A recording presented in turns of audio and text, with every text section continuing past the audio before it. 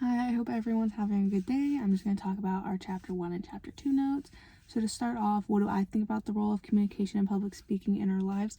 It's obviously important. I mean, I always knew it was a state requirement in schools growing up, but now that I'm older and trying to get into actual jobs with salaries, I'm realizing that being able to speak professionally to a group of people is definitely a very crucial skill to have if I want to get a job or even just present my findings in an understandable way.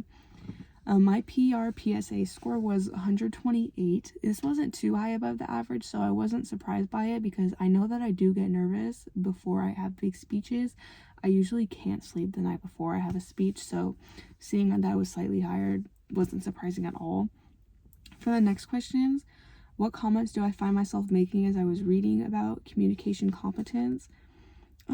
I think the main thing I kept thinking about was that there's a lot of more smaller components than I expected.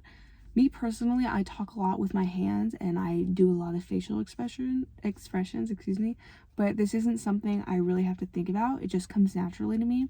So reading that they actually do serve a purpose, I guess that does make sense, but it's just something I never thought about. And some example of someone being effective but not appropriate.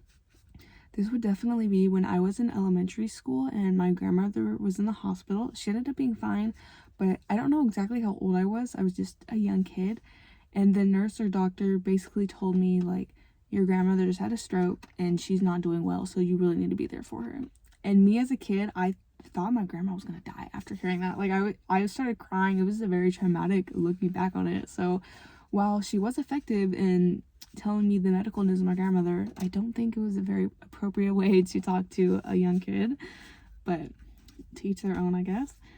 For the next questions, what opinions do I have on the ethical standards? They're very straightforward. They're very understandable. I think you have to be a very strange person to disagree with any of the ethical standards.